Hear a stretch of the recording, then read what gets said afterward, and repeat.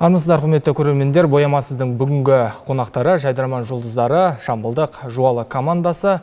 Қош келдіңіздер. Жамбыл облысы Жуалы құрамасы. Өрісте іші пысқан сиыр. Доп шыға салу керек еді. Алдымен өздеріңді таныстырып өтсеңдер. Мен есім Нұрсұлтан болады. Қайрат, Дәурен. Өздерін таныстырастырған өздерімді. Осы жерде бір сұрақ қойшы. Дәуренді барлығы қылыш деп атайды. Неге? Негізі ол шындығына келетін болсақ, бұл енді әшін сол студент кезде әзілмен шыққан ат сол күй, соның кім қылыш болып кетті, сол қылыш болып кетті негізінде. Енді бұны өзінің шуткасы бар, енді керван кім қарайды, мен қараймын, кім болады, қылыш болады, қаяқтан қарайсың, телевишканың үстінен шығып қараймын деймін. Содан ең сол қылыш болып әзіл ретінде шығып кеткен, е? Әзіл ретінде ғой. Ана езінде по факту қарағам керван. Жайдарманда жүргендеріңе қанша уақыт болды? Жайдарманда негізі бастан бастап санайтын болсақ, 2007 жылы бастадым мен өзім. Сен 2012 ма? Сол бәріміз бір кезде бастадық. Бір кезде бастадық. Маған сөйлейсің негізі. Сен айтып отыр мен. Бұрыннан бастағанбыз ғой біз. Бұрында алғашқы маусымашар, мысалы менде 2009 жылы болған, еще Бауырсақтар деген командамен бірге ойнаған. Содан кейін Қайрат тоже сол 2010 жылдары бардың ба маусымашарға? Жоқ, мен маусымашарға 2014 жылы бардым бірінші рет. 2014 жылы. Ну енді сол кездерде бастадың ғой. Қазір кезде Жуалы командасының сценарийін өздерің жазасыңдар ма? Әлде арнайы бір адам жаза ма? Жоқ, біз осы үшеуміз жазамыз. Біз енді автор сырттан біреу жалдап деген жоқ. Өзіміз, Құдайға шүкір, қолдан келеді. Енді опыт бар, как-никак просто. Қазірде Жайдарманда автордың жазып берген, тек қана ойнап беретін командалар бар ма? Бар ғой, я, ондай командалар көп қой. Тек автордың ғана жазғанын ойнайтындар. Мынау бұрынғы КВМ мен қазіргі Жайдарманның айырмашылығы қандай? Қазір Жайдарман, мен ойымша қазір Жайдарман өте қатты дамып кеткен. С какой стороны, то, что бұрында КВН енді, видите, басқа да конкурстар болған, биатлон, көрініс, сосын сұрақ-жауап деген. Ол конкурстар көптеген командалардың қолынан келмейді. Біздің де шынды айтқанда қолынан келмейді ол конкурстар. Қазір тек қана сәлемдесу, жекпе-жек форматы өте қызық форматтан, кішкене битва, көрерменге де өте қызық. И сәлемдесу жазған өте оңай ғой, басқа конкурстарға қарағанда. Сондықтан қазір андай социальный проблемаларда көбірек айтатын болған, андай редактура деген қатты бұрындағыдай бүйтіп кесе бермейді. Қазір еркінді кішкене, сондықтан қазіргі КВН, қазір Жайдарман қызықтау сияқты деп ойлаймын. Осы орайда қазір жаңа Қазақстанда өмір сүріп жатырмын деп есептейсіңдер ме өздеріңді? Иә. Жаңа Қазақстанда футболистер бастады ғой. Жайдарманда да қазір барынша еркіндік беріледі. Қазір беріледі кішкене еркіндік. Енді қазір әлеуметтік желіде де ел аузында жүрген командасындар. Осы дәрежені ұстап қалу үшін қандай жобалар бар нақты алдыда? Оны Қайрат жауап берсін. Нақты айтатын болсақ, нақты жоба әлі жоқ. Ізденудеміз, қарап отырық. Біреуге құсақ қамас үшін асықпай қарап отырық та, қандай проект бастасақ болады деген сияқты. Болашақта болады бірақ, Құдай қаласа. Көз жұмып бір нәрсе бастап кеткенше... Андай сөйлесін деді қоса. Көз жұмып бір нәрсе бастап кеткенше, лучше қазір ешкімге ұқсамайтын, өзіміздің қолымыздан келетін нәрсе жасаған деп ойлаймыз да. Просто қазір сериал түсірсек, ол сериал қолымыздан келмей қалуы мүмкін. Ол быт-шыт сериал болады, кино түсірсек то же самое. Лучше өзіміз қолымыздан не келеді, соны ойланып жүріп бит-бит. Қазіргі таңда демеушілерің бар ма? Демеушіміз болғанда, демеушілер бар, бірақ андай бір күшті демеуші деп айтамаймыз енді. Бірақ көмектесіп жатқан, поддержка беріп жатқан кісілер бар. Мысалы, Жуалыдан жастар ресурстық орталығынан көмектескен, бірақ ол жерде қазір бастық ауысып кетті. Ары қарай қалай болатынын білмеймін. Сосын Жуалыдан бір кісі бар, Бақнұр деген. Ол да қолынан келгенше шамалы көмектесіп қояды. Одан бөлек кім? Жайдарманның өзі бізге тоже қолдан келгенше көмектесіп қояды. Енді жолымызды алып береді деген сияқты. Сондай демеушілер, Аблай нақты бір демеуші, міне осы команданың демеушісі мен деген ондай кісі жоқ. Жоқ қой. Бұрын кездер осы Жайдарманнан үлкен жоғарғы лигаға бару үшін сол демеушінің арқасында қалып жатады, демеуші таппай жатады. Бұрынғымен салыстырғанда қазір кішкене болса да демеушілер жағынан өсу бар ма? Көмектесіп. Демеушілік жағынан қазіргі жайдарманшылар енді жақсы танылғандары сериал түсіріп, ары қарай дамып жатыр ғой, табыс көзін тауып жатыр. Сол сияқты. Демеушілік жағынан қазір кішкене оңайырақ, себебі қазір эфирдің рейтингі көбірек қой. Бұрында мысалы жайдарманды сол ұлттық арнадан көрсетеді, сонымен қалады, ол ондай просмотр мен рейтинг деген ондай көп емес та.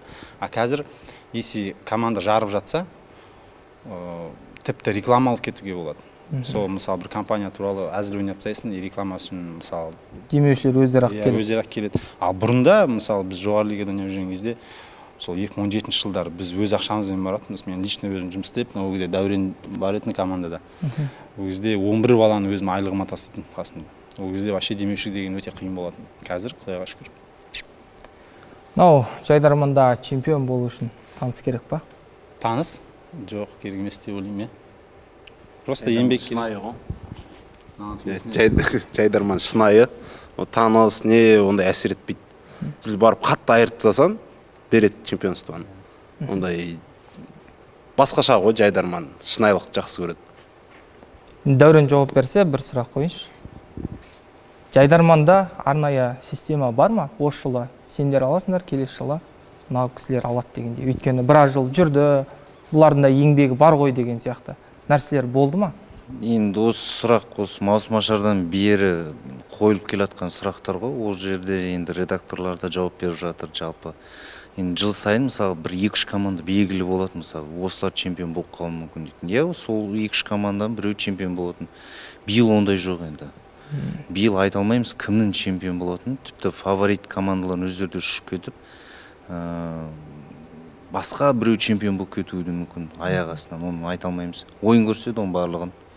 Сол үшін чемпион болуға тырысамыз биыл бізде, Құдай қаласа. Қазіргі кезде қай өңірдің жайдарманшылары мықты болып тұр?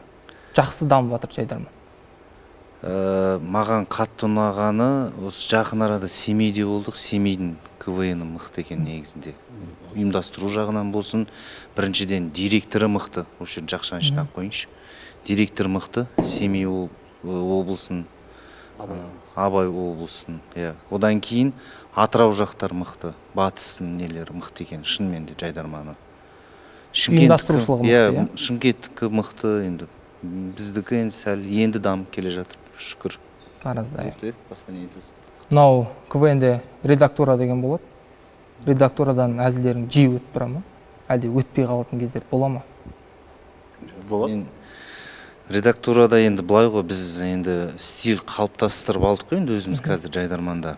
Сол бойынша жұмыс жасаймыз. Енді жаңа дүниелер апаруға тырысамыз. Редакторларды бір таңғалдыруға, сол кісілерді бізді қатты күтеді. Бірінші кезекте редактурада бізде не ғой, дисциплина ғой. Біз негізі осыны биыл қолға алдық. Енді соның арқасында шығар, редакторлар бізге өте жақсы көзқараста. Бар қиылатын әзілдер бар. Добивкасы нашар, слабый дейтін шүткілер де бар. Сол бойынша жұмыс жасап, келесі күн апарамыз. Солай, үшін сценарий аяққа тұрады ғой. Мынау естерінде болса, Рудный командасының өзін өртеген ана жайлы әзіл айтқан болады. Сол әзіл қаншалықты дұрыс деп ойлайсыздар? Осылай әзілдеуге бола ма? Енді ол ондай қателік кез келген команданың басынан өтеді. Енді ешкім аспаннан салбырап түскен жоқ қой. Оларға бір рет айтылды ол қателік деп, содан кейін олар оны істемейді. Негізі дұрыс емес әзіл ғой. Негізі адамның өртеу, өз-өзін өртеу деген ол туралы қайғылы жаңалық болған, тем более инфофоб бар деген сияқты. Бірақ мықты команда ғой негізі Рудный. Олар ол қателікті екінші істемейді. И олар осы жылы Рудный командасы чемпиондыққа үміткерлердің бірі. Ол кезді, ол әзілді уже ұмытып та кеткен, уже халық уже болды. Сол.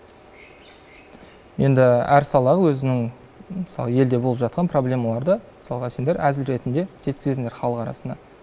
Қаншалықты шындық айтылады жайдарманда? Қаншалықты көтере аласыңдар? Әлде редактурадан сразу кесіп тастай ма ондай әзілдерді? Жоқ, енді если, например, былай ғой, біздің өзіміздің командамыздың ұстанымы жалпы редактураға бармай тұрып, біз өзімізді редактировать етеміз басында. Біздің команданың ұстанымы ешкім туралы әзілдемеу. біреудің көңіліне тиетін әзіл айтпау, шли қатты бір саясатқа кетіп қалып, залда отырған адамдардың миын тұншықтырмау. Мы хотим, чтобы просто біз шыққан кезде халық демалды да. Терең қатты саясатқа кетпейміз, бірақ талап сондай, по-любому, если сен мысалы жекпе-жек ойнап жатқанда бір команда, например, саяси бір әзіл айтып, залды мысалы жарып тастаса, то приходится ол кезде уже оларға в ответ бір нәрсе істеуге ұту керек қой енді ойынды. Сондықтан біз анау стиліміз гон ғой енді. Гон, былайша айтқанда, тіремес нәрсені тірілтіп жіберіп ойнаймыз. И сондай нәрсе ұстап алдық, бір андай, мысалы, ЛРТ деген сияқты бір тіремес нәрсені аламыз да тірілтіп жіберіп ойнай саламыз да. Сондай, сол жағынан ғана саясат болмаса, былай мұндай жоқ. Себебі саяси әзілдер, немесе актуалды біреу туралы әзіл, ол бір адам көңіліне тиеді да. Ал ол адам көңіліне тиген біз қаламаймыз. Бұл жайдарман, бұл жерде ешкім, мен ойымша, ешкімді ренжітпеу керек сияқты. Қазіргі кезде жайдарманнан бөлек қандай табыс көзімен айналысып жатсыңдар?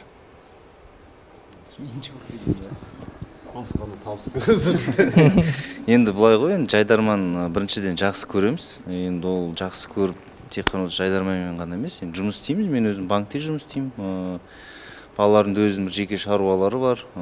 Шоумен біз тойға шығып тұрамыз анда-санда. Той деп айтуға болмайтын шығар, бірақ енді шоу концерттерге, выпускной дейтіндерге шығып тұрамыз. Сол жағынан бар табыс көздері.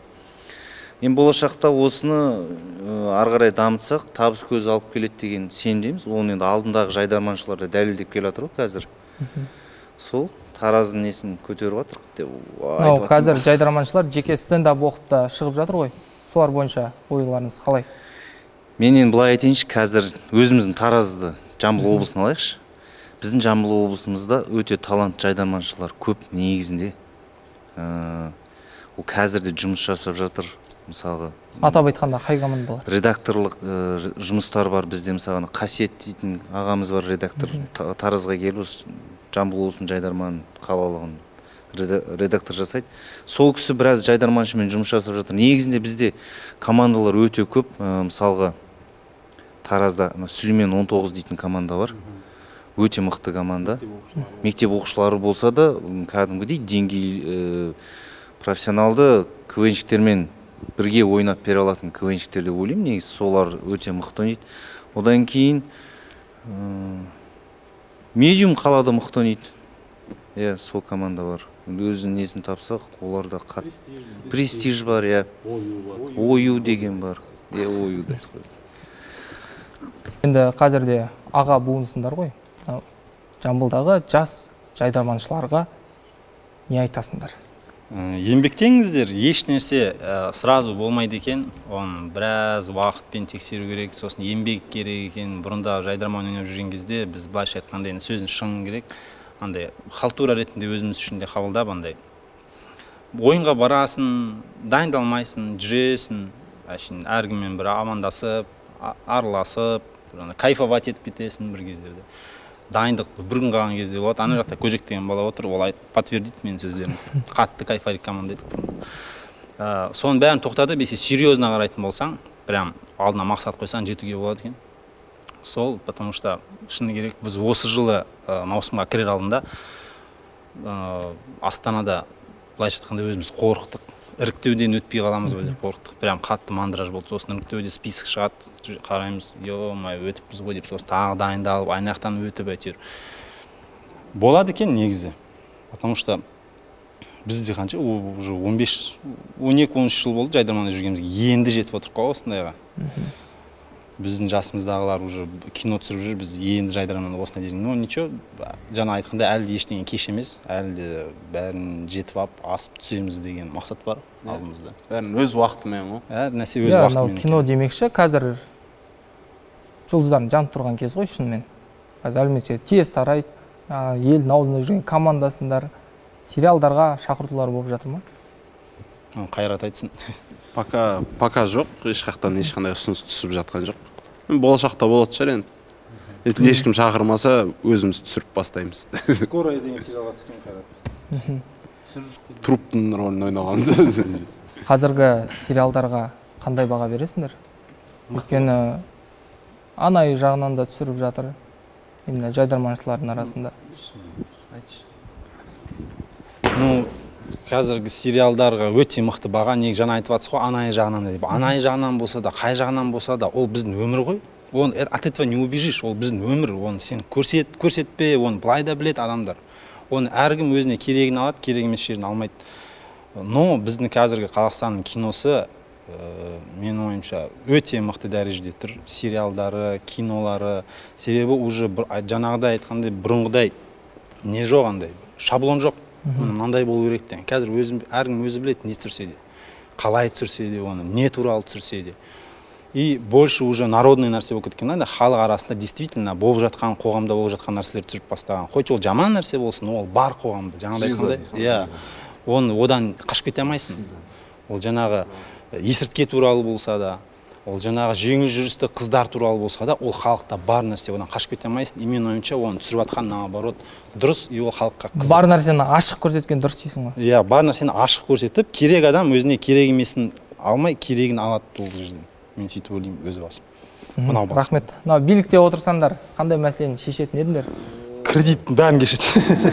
Өтірік жиналыстарды құртатын едім. Жаңа бір семинар, бір болады ғой, бір түкке пайдасы жоқ, 2 сағат шығып біреу бір жарым сағат доклад оқиды. Сол жерде отыру керексің, отырасың, әшейін тұрасың, кетесің, сыртқа шығып сұрасаң, білмеймін, бір нәрсе айтты, ұйықтадым дейді. Сондай жиналыстардың бәрін құртатын едім да. Көбінесе жиналысын негізі халықпен бірге жасайтын еді. Сондай өз басым. Одан кейін микрокредит, кредиттің нәрселерін бәрін алып тастайтын едім. Шынымен. Казинолар. Олардың бәрін енді алып тастайтын едім. Мынандай сұрақ деп мен жүргізіп жоқ, енді шынымен ғой, билікте болсақ енді әр адамның ойы әртүрлі ғой, бірақ енді ол бірден өзгерте салмайтын нәрсе ғой, билік дейтін. Билік сен өзгертіп жіберуі мүмкін, болмаса сен билікті өзгертуі мүмкін. Сол себепті де енді кім келсе де билікке білімді адам келсін. Сол? Қайрат, толықтыр жүр. Мен билікте отырсам, мен Ақорда дейтін команда шатырмын. Ойнап отырмын. Кешіріңіздер. Жалпы Есенберген Мәжіліске өтпей қалды. Иә. Ол кісі өтпей қалды. Иә. Ол кісінің қолына бір нәрсе келеді деп ойлайсыздар ма? Әрине ойлаймыз, бұл кісіні қалай кемейді деп ойлауға болады. Ол кісі деген 2005 жылы дым жоқ кезде, мәлуметтік желі жоқ, бір телеканал оны танымайды. Тупо алдыда 2 командадан жарыстырып жіберіп диско шығарып бүкіл Қазақстанды жаулап алды, былайша айтқан кезде.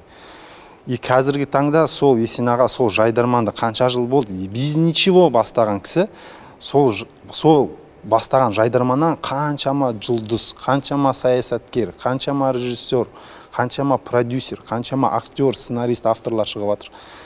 Ел алдында жүрген ағаларымыздың бір тең жартысы жайдарманнан шыққан. Ондай дәрежеге жеткізген кісі әрине билікте бір нәрсе істей алатын еді. Бәрін өзгертіп жүрмесе де өзінің бір нәрсесін қосатын еді. Бірақ все равно ол кісінің өтпей қалғаны өзімізге де бір не болды, жақсы болды. Себебі Есен ағасы жайдарман емес сияқты болатын еді. Сонда шыны керек, балет етіп жүрдік енді Есен аға өтіп кетсін, депутат болсын деп. Бірақ сайлаудан өтпей қалған кезде ішімізден Есен аға қалатын болды ғой деп бір қуандық. Оның үстіне андай не ғой, лучше сол мәжілісте отырып, андай елге жексұрын болып, андай бір жаманатты болып көрінгенше, лучше осы жайдарманда күліп ойнап жүре берген жақсы да. Жақсы, рахмет. Ең соңында бізде кімді таңдайсың деген Айдар бар. Капитан жауап берсе, 2 адамның атын атайын, біреуін ғана. Болды. Есенелікен немесе Еркебұлан Мырзабек? Өте қиын сұрақ. Тез жауап береміз. Есенелікен. Есенелікен. Тоқаев немесе Назарбаев? Тоқаев. Жаңа Қазақстан немесе ескі Қазақстан? Жаңа Қазақстан. Бас лига немесе жоғарғы? Жоғары бас лига. Біреуін? Жоғары лига. Головкин немесе Жәнібек Әлімханұлы? Головкин ғой енді ол кісінің. Тараз немесе Жуалы? Мына екеуміз үшін Тараз, мынау үшін Жуалы. Просто мынау ғана Жуалы арамызда. Көріпсіз ғой киген киімінде. Негізі Жуалыдан мен ғанамын командада. Осы 2 жігітті өзім жаңа продюсерлік орталық ашып, осы жігітті алып, КВН ойнайық деп 2-ін тартып, осылай жайдарманға бардық. Негізінде саясат дегенде әңгіме жіберасың ба? Жоқ. Рахмет сіздер көп-көп. Осылай жастарды қолдап, әрқашан бізді осылай шақырғандарыңызға рахмет. Сіздердің үміттеріңізді ақтауға тырысамыз. Биылғы жылы барынша сонымен жұмыс жасап жатырық. Барынша сол арқылы бағытты бұрмай жігіттерге рахмет. Ал соңғы чемпион болатындарыңызға сенімсіздер ме? 100% мен сенем, ішкі түйсігіме, жүрегіме. Биыл чемпион боласыңдар. Иә, конкретно сен ол болады дейді ғой, негізі сеніп қарау керек та. Одан айта кетейін, жаңа Есен аға или Кеша деп жатсыз да. Біз Есен ағаның лигасында осындай дәрежеде ойын көрсетіп жүргенімізге ол әрине Еркебұлан Мырзабек ағамыз бен Марат Оралғазин ағаларымыздың тәрбиесі. Талқыға жүрдің. Иә, бас лигада біз өте соқтан тәжірибе жинап келдік негіз. Бас лигада өте мықты лига. Ерке болды. Я жаңа айтып кеткенде соны мен тоже сол туралы айтып кетейін дедім. Біз бас лигада ойнап жүрдік, 3 жыл ойнадық қой. Сол жерде жаңағы Еркебұлан Мырзабек пен Марат Оралғазиннің былайша айтқан нәрселермен жүріп қазір Жайдарманда. И оказывается, сол кісілердің айтқанын істесең, нәтиже болады екен. Соңғы жаңа чемпионство туралы 100% сенеміз. Біздің Тараздан әлі күнге дейін, қанша 2005 жылдан бастап қанша жыл болды? 18 жыл болды ма Жайдарманға? 18 жылда әлі бір чемпион шықпаған. Сондай бір осы жылы бір тарихи сондай Жайдарманға деген бір Таразға бір қуаныш алып келгіміз келіп отыр. Бірақ ол үшін бүкіл Жамбыл облысы бізді поддержать етіңдер. Қайратқа жаза бермеңдер Хатико деп. Хатико композитордан алдында. Жоқ, бұл емес, Бұл емес па? Осы ғой, осы.